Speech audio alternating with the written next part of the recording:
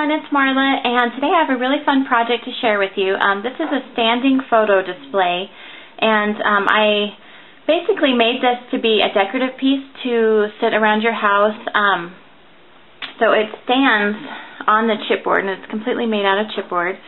So it stands like this, and it kind of leans back on this piece back here. Because this was my prototype, in hindsight, I think I would have secured something a little bit sturdier for my stand.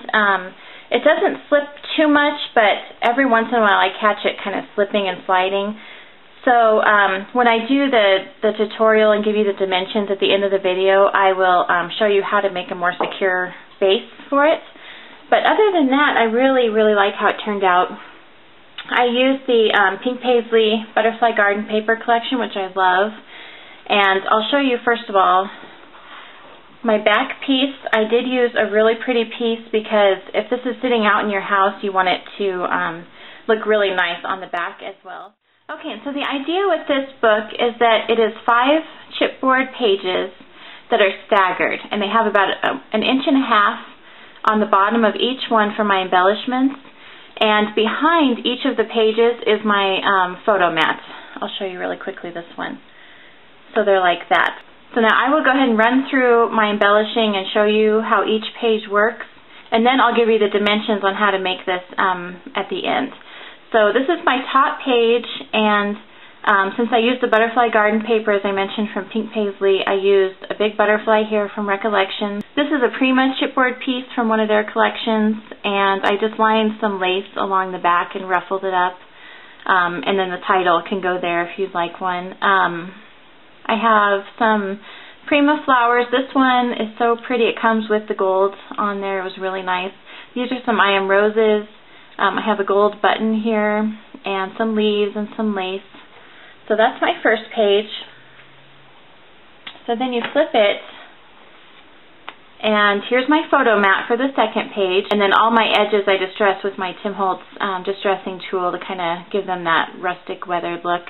I added a little lace over here. This is a Prima trim. A flower that I grunged up a little bit with some Glimmer Mist. I believe I used Wheatfields. All of these white flowers you'll see, I used Wheatfields in all of these. This is a Recollections leaf, and then again the little I Am Roses baby flowers right here. So there's that page.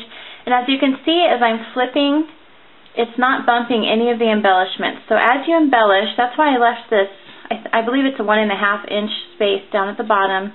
As you embellish, you want to make sure that you're not going up above that space, so that as you flip your book, it flips nicely and smoothly and you're not hitting any of the flowers or butterflies.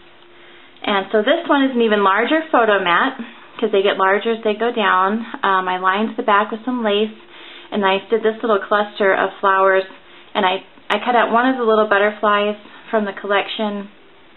I edged it with embossing powder, with gold embossing powder, and then I just placed that on top of the flowers. And then your next page.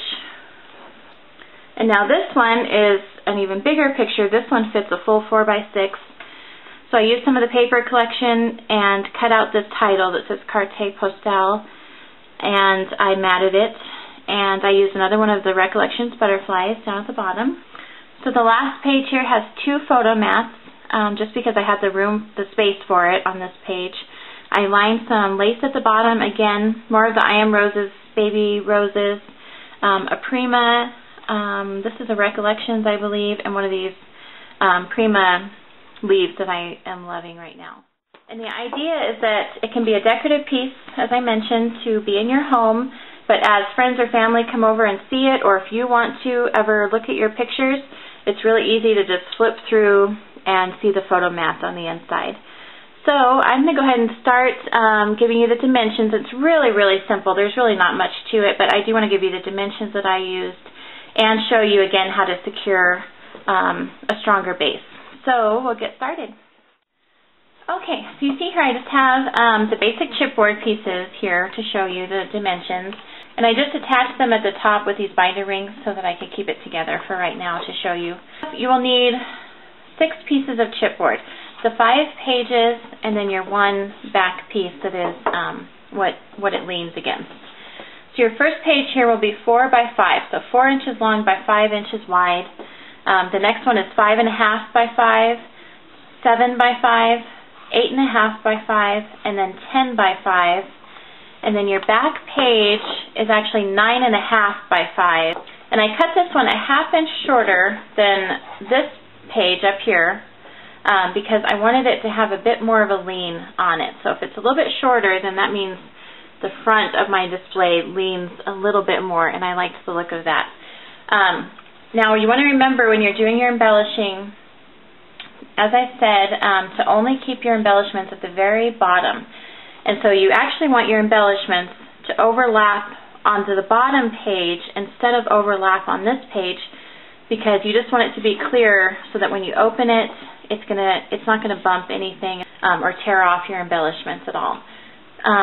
And then I wanted mine fairly flat. I wanted it to lay fairly flat, so I didn't put anything bulky up here where my photo mats were.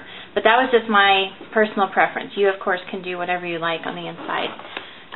And then I'm not going to give you dimensions for my photo mats because you may want different dimensions depending on the photos that you choose and what size you choose. The only thing I focus on is keeping the photo mat just behind the page above it so that you don't see the photo mat as it's standing like this. So I think that's all I wanted to mention for the dimensions. Now I'm going to show you how to secure a stronger stand. Now, as I said, mine works like this, but in hindsight I would have added a little extra strength, and so what I'm going to do is add some ribbon to attach the two together. So I'm going to punch 4 holes that line up between the back page and the front page. So I'm going to go ahead and do that now with my Crop-A-Dile. And just for the sake of the tutorial, I'm going to eyeball this, but you might want to measure it out maybe an inch over from your edges. I'm going to just kind of do that right now.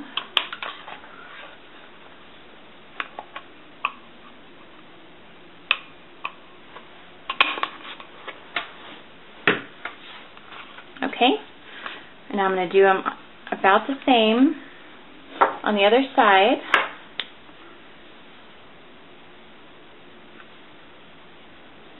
So what I'm doing here is just lining up my holes and making a little mark on my back piece so it lines up.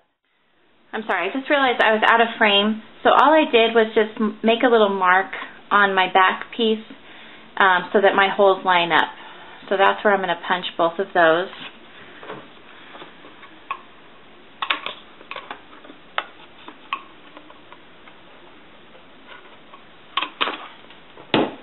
Okay, so now you have your holes. Now if you had your paper already placed on here, you might want to use some eyelets on there just to make it a little bit prettier before you put your ribbon through. But this would be really nice with lace going through it, or maybe even fibers would be very cool. I'm just going to use this green seam binding. So I'm going to go in the front hole. Okay, pull it through. And with the other side of my ribbon, go through the other hole as well. Okay, so I'm pulling it through like that. And then I'm going to go straight across to the back and pull it out the back. And this is really simple. I'm sure you all understand where I'm going with this. Okay, so once it goes through the back hole, you're going to decide how taut you want it. So it's going to look like this. So I think that's a pretty good amount of distance for my stand. So now I'm just going to tie this in a bow in the back here. Okay. So as you see my back here, I tied it in a bow, and now this is what's going to keep it taut and keep it from slipping and sliding as it's standing on your table. And it looks really pretty, I think, with the ribbon on there. So that's it. It's pretty simple, and I think you guys will really enjoy trying this out. And if you do, I would love to see a picture of it. You could post it on my Facebook page, which is Lake Avenue Designs. And I'll put a link down in the description bar for you. And also come visit my blog because I'll have more detailed pictures of the project on there. But there you have it. Thank you so much for watching. Talk to you guys soon. Bye-bye.